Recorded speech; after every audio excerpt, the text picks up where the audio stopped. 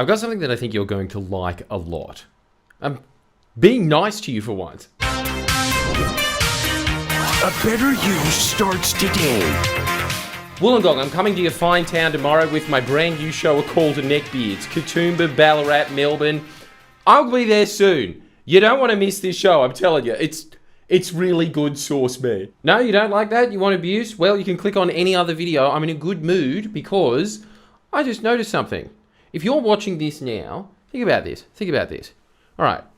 What is a marketer's job? What is a marketer's job? That was a weird jump. Probably should have said something in between that. Oh well, those are the breaks. That's what you get. Think about it. What is a marketer? You're probably sitting there and you might be a marketer right now, and I'm going to make myself sound very stupid in front of you because I've got one sentence written down that I read in a book about marketing, and you probably know your job a little bit better, but I would say that I know it more. Thank you very much for playing. You lose yet again, fictional marketer. Fictional marketer, would you agree with this? The masses want diversion.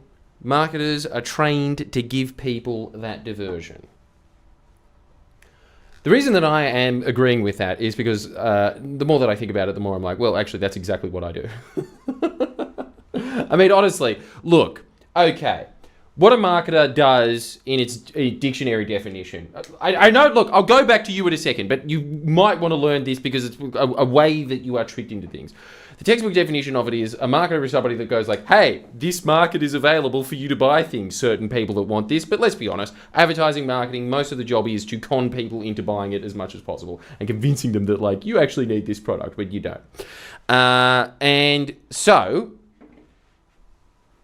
apart from obviously buying hot dog mobiles, which is a human right, and it is a damn shame that starving kids in Africa don't have one of those cars. And not the hot dogs either, just the car. It's a damn shame. Other than that, there is a lot of things that really, as a marketer, you are just selling a bunch of products that are completely superfluous, going to add up as trash heap to do nothing, really, for the world. Yeah? But the thing is, how do you get them there? It is the art of diversion. And I have to say, look, I'm not above you. I am one of you. That is really like a big, big job as a YouTuber. A big job of a YouTuber is that you are trying to divert people into just following you so you get subscriptions and stuff. And so the way that you do that is, and that is the key word, diversion. I have not been very successful at the YouTube game because I've been trying to divert people into paying attention to very boring incremental government reform and being like, how interesting is this? The budget is, in a healthier position than it was last year. Like and subscribe. That's been most of my job. My self-anointed job. And so as a result, I just realised I've just got a little devil horn here. Sorry, this is probably not a good look for when you are talking about marketing, especially with this like very distracting jacket that keeps reflecting off that. So don't pay attention to that, okay? And you couldn't have if you are listening to a podcast. So you think about nothing but that. If you are listening to the podcast and if you are watching this, I'm not wearing anything at all. Diversion. Anyway, as a result of having this practice, there is a little book called Amusing Ourselves to Death, and it is probably an interesting read. I haven't read it, but I have heard the gist of it. And I'm very interested in reading it, because it does sound like that this is sort of the problem that is happening now, which is that everybody always wants to be listening to things that are constantly entertaining, because we are constantly offered so many, like now infinite channels on YouTube. Here's a bunch of entertaining things, specifically for your little niche as well. There you go. You really like turtles? Here's an entire channel on guns. Oh, switched it up. Gun turtles, like Blastoise, yeah. And so there's entire channels of Blastoise and all these like psychos being like, I love Blastoise. And so you have infinite outs. What is the problem with diversion? What is the problem with diversion? It's an inherently tricky, sneaky, deceptive word, isn't it? I think that what you can do is use the marketing ploys to market people into things that are good. There's definitely not, like, every single job on earth, I think, is relatively neutral. And it depends what you are using your job as to do certain things. But generally, you are diverting people into what? Not thinking about their own lives. Oh yes, in case you didn't know. This is a constant on this channel, which is the idea of passive consumption versus activity. And then if you sign up to Patreon, I'll tell you what the difference between activity and action is. And then you get to the next level. So make sure that you sign up for that for 3 extra videos a week. If you don't, you're very stupid, frankly. It's just an amazing tool for you to have, which is next to fuck all, great insights that I learned from all of these self-help books that I give to you directly to make you shortcut things in your years. Like right now on the on the Patreon. God, I do so many things these days. On the Patreon, this is all that's happening now, just this constant moving mouth. They're like, where am I trying to shill now? But on that Patreon, right now, what I'm talking about is things that will save you years of your life. And it doesn't matter what you are pursuing in your life. It's just, you will have mental blockages that one day you will have the penny realization that, oh, I should have been doing that in the last 5 years. I can cut those 5 years for you. That's just one thing. That's just in this week. Sign up to the Patreon. Now, speaking of diversions of marketing, when you are diverting people away from their own lives, from their own problems, what's happening there? Well, not only are you wasting people's lives, not only that, and really the person themselves has no one but themselves to blame, and you understand that because you are watching a self-help channel right now, unless you accidentally clicked on this and were just like, yeah, it's not someone rolling a barrel down a hill, see ya. So you're already gone. But the people that are here, you're interested in improving your life, right? Every single option now in your life, this is a very new phenomenon. And it's just like instant cigarettes constantly available to you for the mind. Instant cigarettes for the mind. Do you want a distraction? Do you want a diversion from your life? That is available to you at every single moment of the day.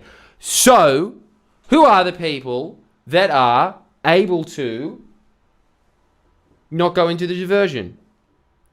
Who are the people that are not the most susceptible to not going into diversion, which just wastes years of your life in itself, all this time that you could have been accumulating skills, all this time that you could have been making connections, all of this time that you could have been advancing your own life, watched in, oh, yeah, those Smarties are different colors in different countries. Yeah, that's true. All just put into that. Which is what the vast majority of the population does. Thank you, by the way, for paying attention to this channel, because if I can reduce you doing that so you do anything else, I see that as a big W. Frankly, I see that as a big personal win. If you are focusing on things that matter to you as a result of listening to this channel, as opposed to watching a bunch of crap, that's as big as a win as I could possibly get. Because I know that you're going to fill it up with something good. I know that you're going to fill it up with something that is of actual value and actually contributes. And on top of that, I think that it's better for your brain. It's better for your brain to be focused on something that is of challenge. Something that is like, I'm going to bring this into the world. Here you go, world. There it is. The world's a better place now. You can do that with your life. But how are you able to do that in this day and age when there is so much distraction around you? Here is the 3 modes. I've talked about it in my seminar before. I'm dropping a dime. I don't care. All the people that paid, sucked in. That's just a reminder for you, but I'm giving it away for the freebies. You have 3 modes in your life. You have deep focus, or just focus in general. Let's just make it 3, all right? You have focus, you have daydreaming, and you have distraction. In this day and age, I think that daydreaming is completely taken out of the equation. Mostly what it is either just focus or distraction, and let's be honest, it's all distraction now. And just like intermittent, weird little like mosquito focus. Where, oh yeah, there's a vein that I can go, oh, I get blown away. That's you now, you're a mosquito.